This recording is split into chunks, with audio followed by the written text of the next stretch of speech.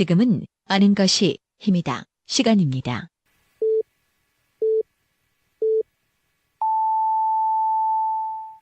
Welcome to the best podcast. Knowledge is power.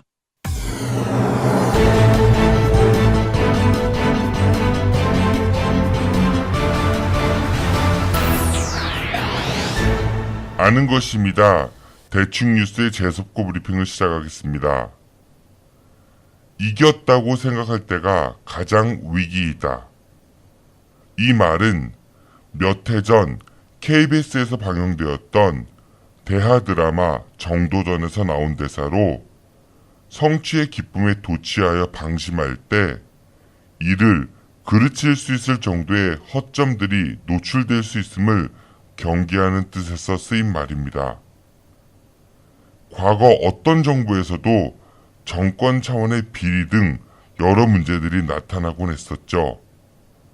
김영삼 대통령 시절인 문민정부 때에는 이른바 오공비리 척결이라는 시대적 과제에 대해 과감하게 칼을 뽑았었고, 비록 잠시 동안이긴 했지만 90%에 육박하는 대통령 국정 지지율을 기록하기도 했었지만, 아들 문제와 각종 비리 의혹, 사건 사고, 그리고 IMF 외환위기 등으로 임기 말에는 6%의 역대급 지지율로 쓸쓸히 물러나게 되었습니다.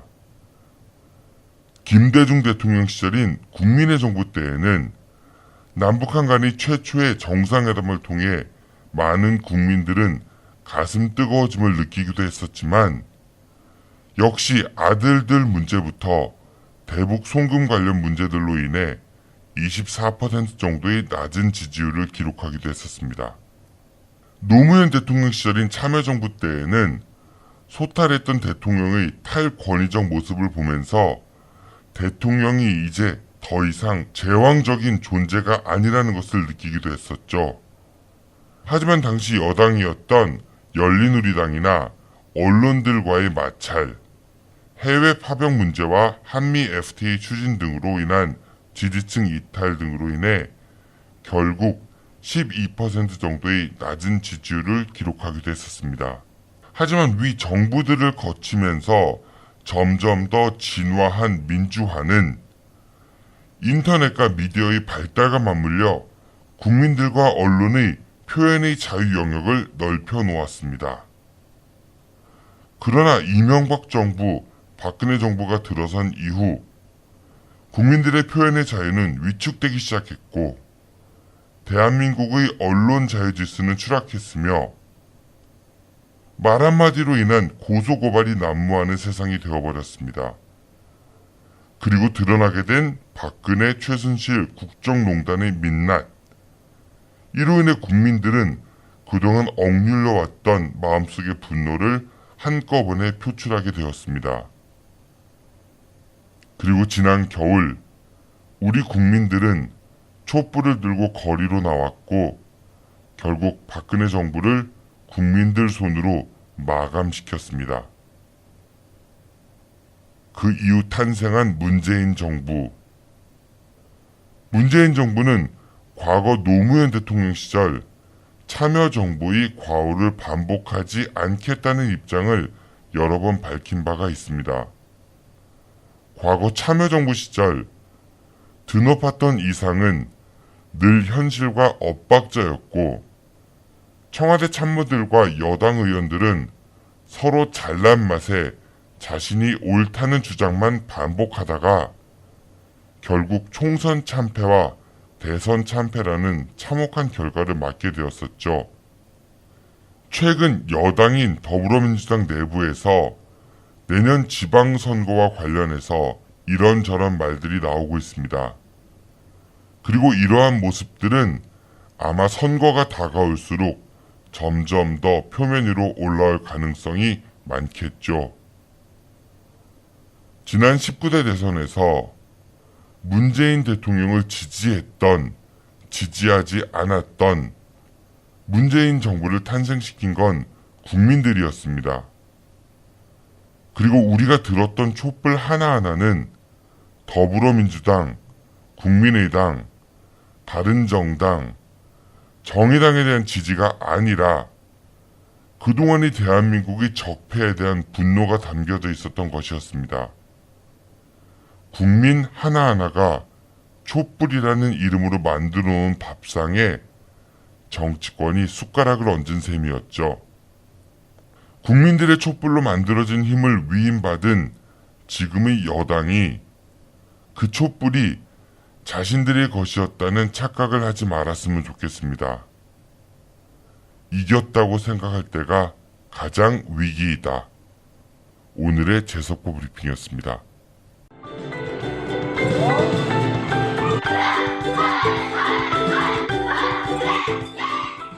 오늘 여러분들의 자녀는 어땠나요? 혹시 맞고 들어오진 않았나요? 불안한 여러분들의 자녀, 이제 아무 걱정하지 마세요. 대전 서구 둔산동에 있는 태권도담에서 여러분들의 자녀를 씩씩하게 만들어드리겠습니다. 절도에 있는 태권도 품새부터 겨루기, 그리고 상대방을 존중하는 예절까지 선수 출신인 저 김원호 원장이 책임지고 돌보도록 하겠습니다. 대전 서구 둔산동 국화라이프 상가 2층 태권도담. 팟캐스트를 듣고 문의하신다면 특별한 선물도 드리겠습니다. 대전 042-471-4715로 전화주세요. 24시간 전화대기 하겠습니다. 이상 아이들을 사랑하는 태권도 상남자 김한호 관장이었습니다. 아참! 저희 태권도담에서는 MBC 방송과 함께하는 성인들을 위한 다이어트 코리아 프로그램도 운영하고 있습니다.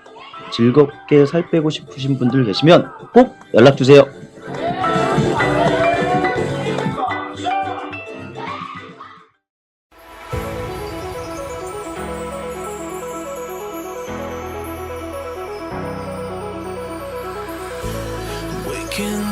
안녕하세요. IT 시대에 온라인에서 여러분들의 가치를 더욱 빛나게 해드리는 홈페이지 전문업체 유어웹 대표 황용재입니다. 저희 유어웹은 아이언맨의 자비스처럼 고객님이 상상하고 계신 그 어떤 것도 인터넷이나 모바일에서 구현해드릴 수 있는 기술력을 보유하고 있습니다. 고객님의 매출 성장에 기여하는 비즈니스 파트너, 고객님의 성공이 곧 유어웹의 성공입니다. 그리고 그 성공들이 모여 우리 사회가 더불어 따뜻해질 수 있도록 언제나 최선의 노력을 다하겠습니다. 지금 검색창에 유어웹을 검색해보세요. 신뢰와 의리로 똘똘 뭉친 온라인 비즈니스 파트너 유어웹을 만나실 수 있습니다. 전화 1661-2043 언제나 열려 있습니다. 고맙습니다. 이제는 마이너가 대세다. 김윤기, 김태영, 그리고 김세환의 대전의 삼김시대.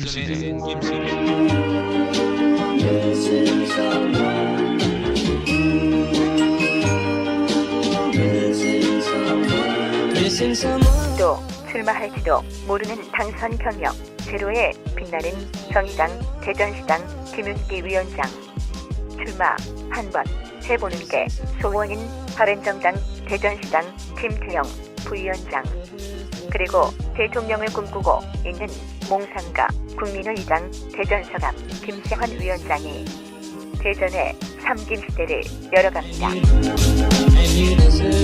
지금 카카오톡 플러스 친구에서 아는 것이 힘이다를 친구 추가하시거나 팟빵이나 유튜브, 페이스북에서 아는 것이 힘이다를 검색해주세요.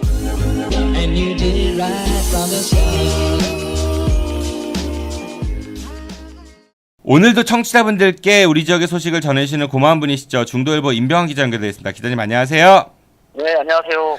오늘 재석거 브리핑은 우리가 이겼다고 생각할 때가 가장 큰 위기이다 뭐 이런 주제로 브리핑이 있었던 것 같은데요. 네. 혹시 기자님 예전에 KBS 그 정도전이라는 사극 보신 적 있으세요? 아니요, 잘 못 봤습니다. 그 굉장히 명품 사극 뭐 이런 얘기 들었었거든요. 정현민이라는 작가가 쓴 그 드라마였는데요. 네. 그 정현민 작가가 과거에 이제 국회의원 보좌관 출신이라고 하더라고요. 그래서 정치인들의 성향을 많이 봐갖고 그걸 이제 글로 써서 되게 좀 뭐랄까 명대사 이런 것들이 되게 많았는데 그 중에 하나였었고, 그러니까 그 이겼다고 막 승리의 도취에 있을 때가 어떻게 보면 가장 큰 위기이고 허점이 많아서 그때 공격을 당해서 이제 결국은 무너질 수 있다 뭐 이런 경계의 뜻으로 이제 이 대사가 쓰였던 것 같거든요.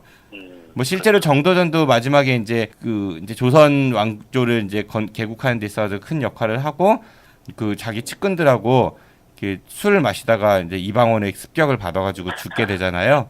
네. 그게 이제 본인이 얘기했던 것으로 인해서 본인이 또 그 교훈대로 이렇게 역사의 뒤안길로 사라지게 된 드라마를 통해서 봤을 때는 이제 그렇고요. 뭐 실제로도 정도전은 본인의 측근인 남은이 이제 세 장가를 들었다고 하더라고요. 그러니까 첩을 들여가지고 그걸 축하하는 자리에서 술 마시다가 이제 성현방인가요? 송현방 거기에서 이제 이방원 일파한테 이제 암살을 당했다 뭐 이렇게 얘기를 했는데 지금 여당 보면 이제 출범한 지 얼마 안 됐지만 허니문 기간은 얼추 이제 끝나가는 것 같더라고요. 네. 근데 뭐 이렇게 승리했을 때 방심하면 안 된다 뭐 이런 명언은 뭐 언제나 네. 명심해야 될 명언이죠. 근데 글쎄 지금 새 정권, 문 정권은 뭐 출범한 지 말 그대로 100일 남짓이고 글쎄 그 허니문이라고 하지만 지금 외교 관계나 남북 관계가 너무나 지금 첨예한 상황이라서 네. 말 그대로 이렇게 허니문 어떻게 좀 적응할 수 있는 기간 뭐 이런 기간은 썩 없었다라고 저는 아직 보이더라고요. 네네. 그래서 아직 그렇게 그 정도 우리가 만약 이렇게 항상 의심의 눈을 갖고 있긴 하지만 그런 징후 말 그대로 좀 방심하거나 좀 국민들의 기대를 좀 벗어나는 행위 뭐 이런 모습은 그래도 아직 좀 나오지 않지 않나 뭐 이런 생각도 해보죠. 뭐 청와대도 뭐 그렇겠지만은 그 집권당인 더불어민주당 같은 경우는 특히 더 신경을 많이 써야 될 것 같은 게 뭐 최근에 그쵸 뭐 내년 지방선거에 관련해서 공천권을 누가 더 행사할 수 있느냐 뭐 이런 논란들이 좀 있었던 것 같고요. 뭐 최근에 봉합됐다는 얘기도 있긴 하지만은 아무튼 예 작년에 그 촛불을 들었던 민심들이 어떤 마음이었는지를 정치권들이 민주당뿐 아니라 뭐 다른 정당들도 마찬가지인 것 같습니다. 잘 생각했으면 좋겠다는 생각이 들고요. 네 오늘은 어떤 소식 전해주시겠습니까? 네 먼저 대전 유성 광역 복합 환승센터 유성 복합터미널이라고 부르는데요. 이 사업의 중단 단초를 제공한 롯데그룹이 울산에서 똑같은 광역 복합 환승센터를 조성키로 해 논란을 사고 있습니다. 금강일보 보도에 따르면 울산시는 국토교통부로부터 울산 복합 환승센터 지정 승인을 최근 받았습니다. 2,519억 원을 투입해 지상 7층 연면적 18만 제곱미터 규모의 복합터미널로 올해 착공해 내년 말 완공할 계획인데 이 사업이 롯데그룹이 세운 롯데 울산 개발이 맞는다고 합니다. 기사를 보니까 울산시와 롯데 측이 복합터미널 협약을 맺은 게 2015년 10월이라고 했거든요. 네. 그럼 대전시가 롯데 측하고 유성 복합터미널 협약은 2013년도에 했고 네. 그러니까 대전 사업이 지지부진하니까 그거는 일단은 조금 관심 밖으로 두고 울산의 그 사업에 좀 더 초점을 맞췄다 뭐 이런 얘기인가요? 네, 기사에서도 뭐 그런 내용이었지만 말 그대로 울산 복합 환승센터 사업은 일사천리로 진행되고 대전은 지지부진하다가 급기야 중단되기에 이르렀는데요. 때문에 울산 환승센터에 올인하느라 먼저 사업을 시작한 대전에서는 소홀했던 게 아니냐는 목소리가 나오는 것입니다. 2015년 롯데그룹은 롯데쇼핑, 울산시, 울산도시공사 등과 협약을 맺어 앞서 말씀드린 복합 환승센터 개발을 전담할 롯데 울산 개발을 설립했는데요. 이 기간은 유성복합터미널 우선 협상자 선정을 두고 이순희 업체와 대전도시공사 간 소송이 벌어지던 때입니다. 그러니까 이게 대전에서는 13년 그리고 울산에서는 15년이니까 2년의 텀이 있었는데 그때 이제 그 대전도시공사에서 같은 경우도 이거를 제대로 매끄럽게 처리하지 못해서 뭐 지가 상승이 일어났었고 다른 사업비가 막 늘어났고 200억인가 뭐 그랬던 것 같아요. 추가로 올라갔던 게 그때 기억이 그렇게 기억하고 있는 것 같은데 제가 기업 입장에서는 그렇게 지지부진한 곳보다는 그 협조가 잘 이루어지고 지원이 잘 되는 곳을 먼저 하는 게 어떻게 보면 당연한 순리 같다라는 생각이 들기도 합니다. 네, 이 지금 우리 유성의 복합환승센터 건립이 사실은 그냥 백화점 건립이나 뭐 마트 뭐 이런 건립이 아니라 공공사업이라는 부분을 좀 눈여겨봐야 되는데요. 그 또 대전도시공사가 지난 6월에 유성 복합터미널 중단을 선언했을 때도 롯데 측이 그동안 무성의한 자세를 임해왔다고 도시공사가 지적을 했었죠. 도시공사가 롯데 컨소시엄 측에 2010년 1월부터 8차례에 걸쳐서 협약 이행을 촉구하는 공문을 보냈음에도 그 후에도 계속 롯데 측은 소극적인 자세를 이어왔다라는 게 도시공사의 설명이었거든요.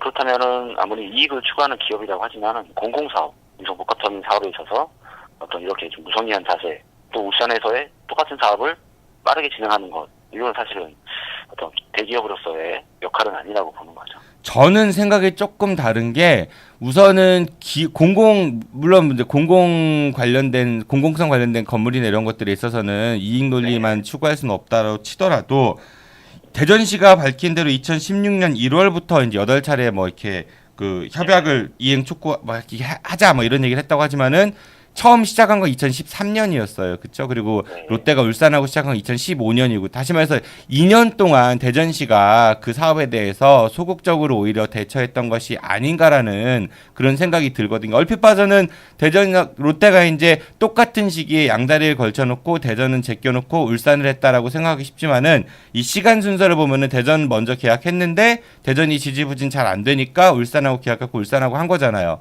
그리고 이 울산하고 롯데하고 이런 계약을 맺었을 때 이게 무슨 비밀 협정은 아니었었던 것 같고 그러면은 그때도 물론 이런 계약을 했다라는 발표를 했었을 텐데 그때는 다들 가만히 있었단 말이죠. 우리 지역의 언론들도 그렇고 정치권도 그렇고 그렇게 큰 문제를 삼지 않았었던 것 같은데 이제 와갖고 문제가 불거지니까 옛날 얘기 끄집어내고 하는 거는 우리 스스로가 좀 너무 대전 지역에 우리 지역에 그 도시공사나 대전시나 아니면 우리 지역 언론들이 좀 뒷북치는 거 아닌가 저는 그런 좀 답답한 마음이 드네요. 뭐 피디님 말씀처럼 뭐 울산하고 롯데 특히 2015년 협약했을 때 말 그대로 이게 비공개는 아니었겠죠. 말 그대로 공식적인 사업 대상자로 협약을 맺었을 텐데 뭐 말 그대로 그 후에도 이제 뭐 지역 언론이나 아니면 시의회에서도 마찬가지로 유선 복합터미널 사업이 어떻게 진행되는지 점검을 해왔죠. 근데 그때마다 도시공사는 정상 추진하고 있다.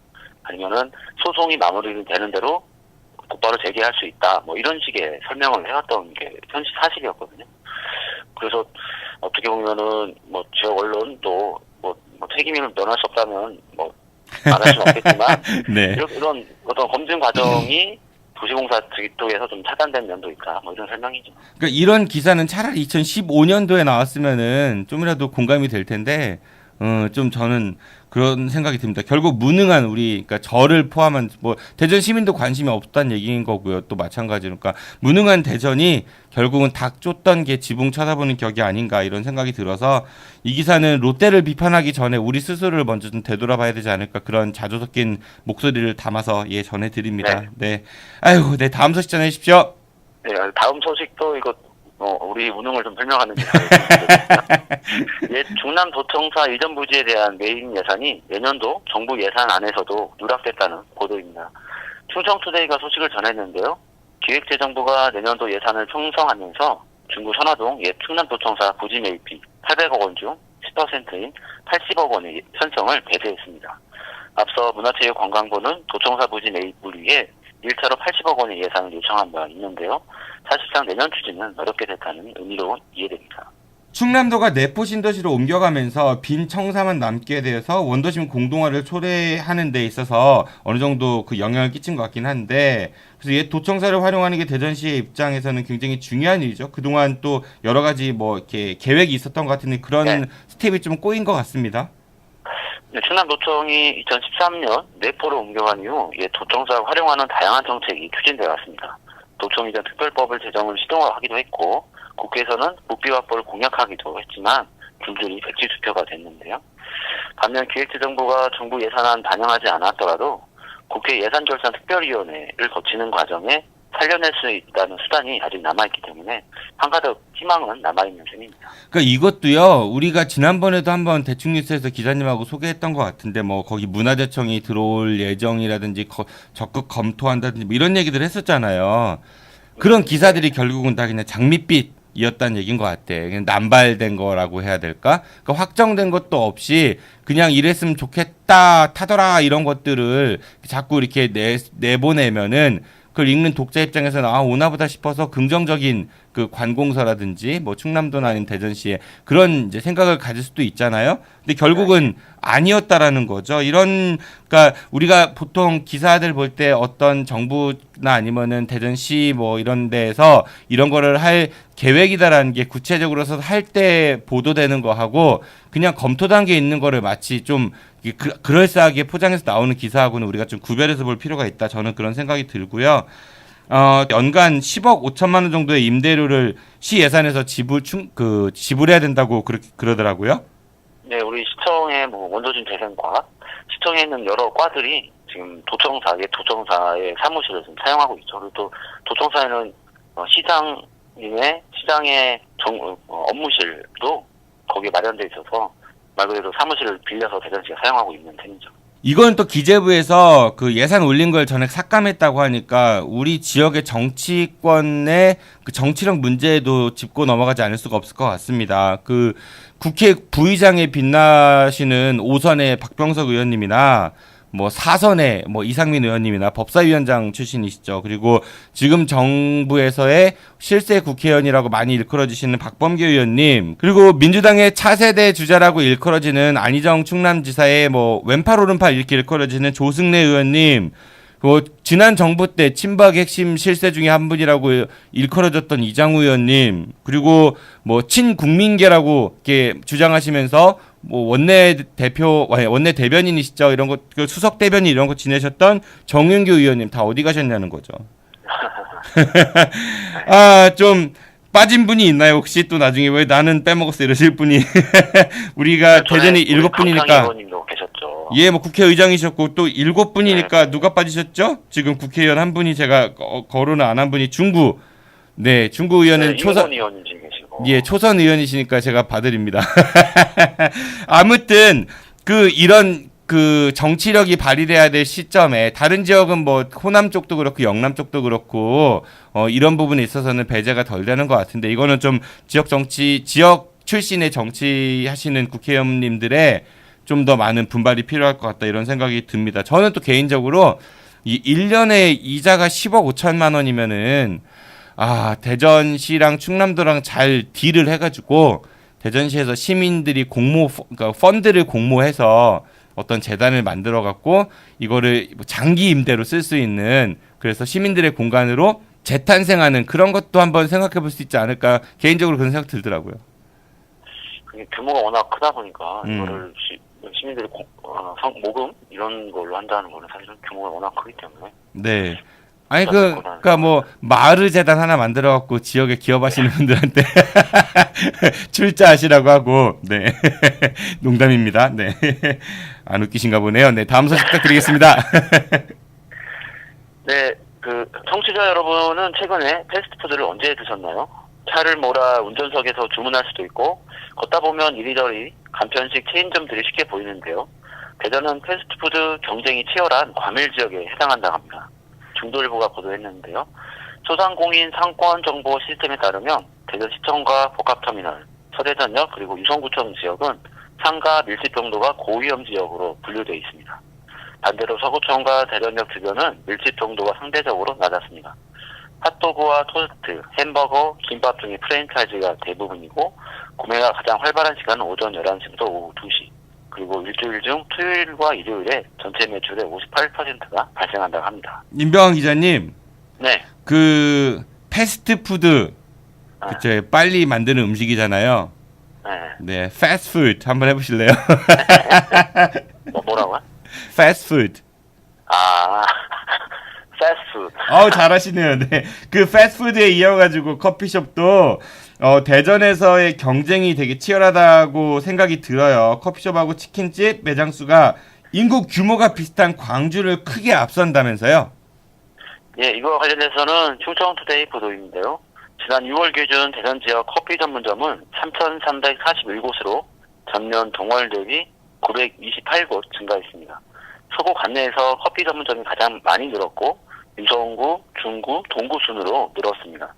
커피 전문점은 대전이 광주보다 527곳이 더 많았고 치킨집은 광주보다 512곳 더 많았습니다. 커피숍하고 치킨집 이런 게 많이 생기다 보면 경쟁이 치열해질 것 같고, 그러다 보면 또 덩달아서 폐업률도 좀 높아질 것 같습니다.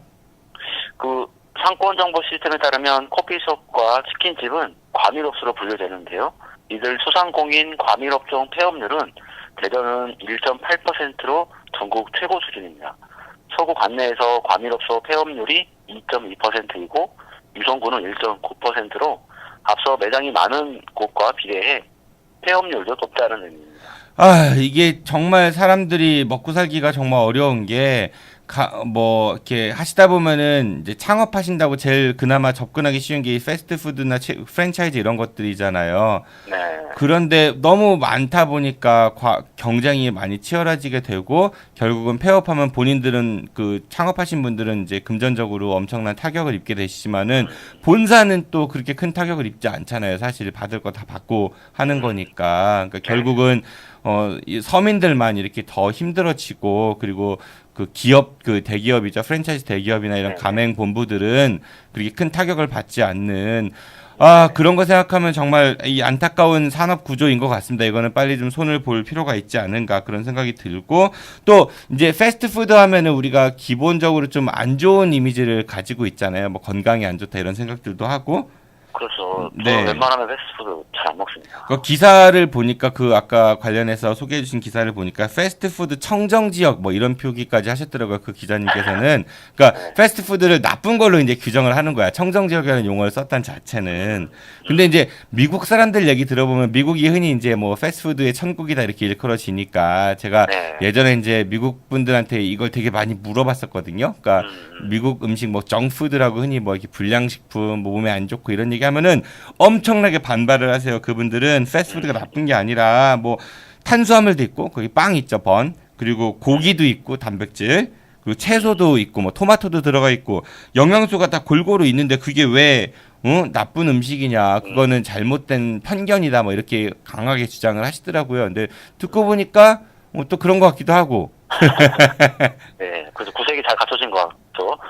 그런데 실질적으로 그 패스트푸드가 그 갖고 있는 열량에 비해서 영양소가 너무 낮다고 합니다. 그러니까 열량은 높은데 영양소가 그거에 따라가지 못한다는 이야기가 있고, 그리고 동물성 지방이 많이 함유가 되어 있어가지고 그 영양소의 균형이 좀 맞지가 않다고 하고요. 그리고 그 패티로 쓰이는 고기가 그냥 일반 생고기가 아니라 이렇게 분쇄해갖고 만든 고기죠. 그리고 거기에 나트륨이 굉장히 많이 들어가 있대요. 그래서 염분이 고염분이어가지고 뭐 혈관 질환에 상당히 안 좋을 수 있고, 그리고 기름은 또 이게 여러 번 튀겨내니까 그러다 보니까 이제 트랜스지방 뭐 이런 것들이 좀 많이 있을 수가 있고, 또 보통 햄버거 그냥 먹지 않고 콜라랑 같이 마시잖아요. 네, 콜라 마시다 보면 이제 콜라도 또 이제 별로 좋은 성분은 많이 없으니까 열량만 높고, 그래서 패스트푸드가 결론적으로는 우리 몸에 이렇게 썩 좋지는 않다고 하더라고요. 그래서 임병환 기자님처럼 그 건강식 샌드위치를 본인이 만들어 드시는 경우는 괜찮겠지만은 이렇게 이 패스트푸드 뭐 염분 많고 지방 많고 어떤 방금 이제 패스트푸드 저도 먹어보면은 글쎄 저는 이렇게 먹고 나면은 그 일회용품 종이 포장이나 그런 일회용품 쓰레기들이 거의 한 봉지씩 나오잖아요. 네. 그걸 이제 우리가 가서 이제 쓰레기통에 갖다 버리는데 저는 그게 굉장히 불편하더라고요. 굉장히 좀 마음이 무겁더라고요. 제가 한 끼 먹기 위해서 먹고 나니까 이렇게 쓰레기가 많이 나와요. 이런 걸 그냥 버리고 왜 이렇게 많이 쓰레기를 만들어야 될까? 오, 환경 지킴이. 한번 또 생각해보면 또 식당에서 음식 남은 거는 저는 아깝다는 생각이 안 드는데 이게 또 한국 문화에 젖어있기 때문이란 것 같아요. 혹시 정치하실 생각 있으세요? 정치할 생각은 없죠. 갑자기 그런 발언을 하셔가지고 놀랬습니다. 그래요? 이게 정치적인 발언으로 느껴지나요? 아닙니다. 진정성으로 느껴지고요. 네, 그래요. 네, 패스트푸드는 저는 자주 사 먹는 편이기는 한데 그래서 살도 많이 찌는 것 같고 줄여야죠. 네, 줄이는 게 환경에도 좋고 우리 건강에도 좋고 그렇다는 생각이 듭니다. 네, 다음 소식 말씀하시죠. 저희 선배 중에서도 이렇게 햄버거를 좋아하시는 분이 계신데. 롯데리아 햄버거를 좋아하시는데 유독 태평동에 있는 롯데리아가 맛있습니다. 왜 태평동이에요? 그러니까 저도 그걸 모르겠어요. 그분이 햄버거는 뭐 여기저기 다 많은데 거기 맛이 다른 체인점과도 다르다고. 혹시 그분 거기 투자하셨거나 뭐 그 집 아들 아니에요? 아니, 전혀 그렇진 않으신데. 그렇진 않고. 또 썩 가깝지 않으신데 거기가 찾아가서. 어떻게 보면 이런 마니아층에서는 또 그럴 수 있겠죠. 그래요. 네, 롯데리아 태평점 맛있다고 하니까 가보고 싶으신 분들은 가보시고요. 네, 다음 소식 전해주십시오. 지난 봄 그토록 기다리던 비가 이제는 더는 오지 말았으면 바라는 천덕 꾸리기 신설기가 됐습니다. 우산을 수시로 들고 다녀야 하는 도시인에게도 그렇지만 농사를 짓는 농부들도 짓궂은 날씨가 원망스럽다고 합니다. 금강일보 보도에 따르면 높은 습도와 일조량 부족으로 농작물 병해와 생육 불량에 씨름하고 있다고 합니다. 충남 농업기술원은 최근 잦은 강우로 일조 시간이 평년 대비 43시간 짧은 것으로 분석했습니다. 이 경우 농작물이 평소보다 웃자라거나 꽃과 과일이 쉽게 떨어지고 생육 불량과 병에 취약하다고 합니다. 벼농사의 경우 제대로 여물지 않고 웃자라 바람에 쉽게 쓰러진 피해가 우려되고 또 콩은 스패를 받을 수 있으며 고추는 탄저병, 상추는 무름병, 국화는 곰팡이에 공격을 받는다고 합니다. 마땅한 대응책도 없어 약재 살포나 물고 관리가 전부로 농민들은 햇볕 다가온 여름이 사뭇 그립다고 합니다. 불과 몇 달 전만 해도 가뭄이 재난 수준이어가지고 그렇죠. 그래서 굉장히 비를 간절하게 바래서 우리가 뭐 그때 해수 담수와 인공 강우 여러 가지 얘기를 했었던 것 같은데 이제는 비가 애물단지로 전락해버렸네요. 네, 저희도 한 뭐 2, 3주 지금 전만 계속 2, 3주를 좀 생각해 보면은 비가 왔다가 안 왔다가 아니면은 대전 안에서도 조금만 옮겨가면 비가 안 오고 뭐 국지적으로 내리고 뭐 이런 전에 경험해보지 못했던 이런 강우를 우리가 지금 경험하고 있죠. 그러니까 이게 특히 또 그런 생각을 해보는 게 기사를 보면서 각종 이제 병충해가 우려된다고 이렇게 나와 있잖아요. 그러다 보면 농약 살포를 할 테고 요즘에 또 살충제죠. 살충제 달걀 때문에 굉장히 민감해져 있는 시기이기 때문에 이럴 때는 식약처가 먼저 선제적으로 나서서 그 해당 농약의 쓰임 그런 거에 대한 관리 감독을 좀 더 나서서 해주시면은 그동안 좀 실추됐던 명예가 어느 정도 회복되는 데 도움이 되지 않을까 그런 생각이 들기도 하고요. 덧붙여서 비는 많이 오는데 물이 너무 아까운 것 같아요. 그 가뭄 생각하면은. 그래서 이명박 대통령이 4대강 보호를 했는지는 모르겠지만은 그거 말고 4대강 보호 말고 이 물을 좀 잘 이렇게 활용할 수 있는 방법이 없을까 그런 이제 생각이 들더라고요. 근데 뭐 저희가 항상 보령댐 가뭄을 경험하긴 하지만 우리가 뭐 여름철 강수가 많고 봄과 가을에는 가뭄을 겪는 건 사실은 계속 반복되어 오는 어떤 습관이거든요. 네. 그런 우리가 생활에서 경험하는 가뭄은 어떤 우리가 댐의 어떤 구조적인 문제 아니면 물 관리의 문제 뭐 이런 차원이라고 저는 생각하고 있기 때문에 이런 여름에 내리는 비는 되게 자연의 섭리라고 생각하고 있습니다. 전국에 계신 과학자 여러분 정말 이 물을 이 아까운 물을 잘 이렇게 담아서 나중에 쓸 수 있는 그런 기발한 방법을 좀 연구해서 개발해 주십시오. 네, 그러면 정말 좋을 것 같다는 생각이 듭니다. 오늘도 좋은 소식 감사드리고요. 주말에 뭐 하세요? 주말에 뭐 하냐고요? 이번 주에 제가 고향 친구들하고 1년에 한 번씩 하는 모임이 있어요. 그래서 친구들하고 오늘 이번엔 뭐 할 거냐면요. 스타크래프트를 하려고 그래요. 스타크래프트? 네네. 우리가 2000년 밀레니엄에 대학교를 간 세대인데 다들 그때 고등학교 때 스타크래프트가 나오는 바람에 네. 학력 신장에 굉장히 큰 영향을 받았어요. 그래서 이번 주에 친구들하고 뭐 다들 뭐 결혼해서 애도 있지만 한번 다시 한번 해보자. 그런 뜻을 모았습니다. 네, 재밌겠네요. 부디 돈은 걸지 마시고요. 네, 다음 주 월요일에 뵙겠습니다. 고맙습니다. 기자님 안녕히 가십시오. 네, 수고하셨습니다. 지금까지 대충뉴스의 중도일보 임병환 기자였습니다. 내일은 개편 이후 프로그램 이름이 바뀌었죠. 단 한 번도 당선된 적이 없는 대전의 젊은 정치인들이 이야기하는 현안 이야기 대전의 삼김시대가 방송됩니다. 정의당 대전시당 김윤기 위원장, 바른정당 대전시당 김태형 부위원장, 그리고 국민의당 대전서갑 김세한 지역위원장과 함께 우리는 왜 마이너인가에 대해 서로 분석도 해주고 또 자아 비판도 해보는 그런 시간을 가져보도록 하겠습니다. 지금까지 진행의 정진호였습니다. 청취해주셔서 고맙습니다. 안녕히 계십시오. I'll be back.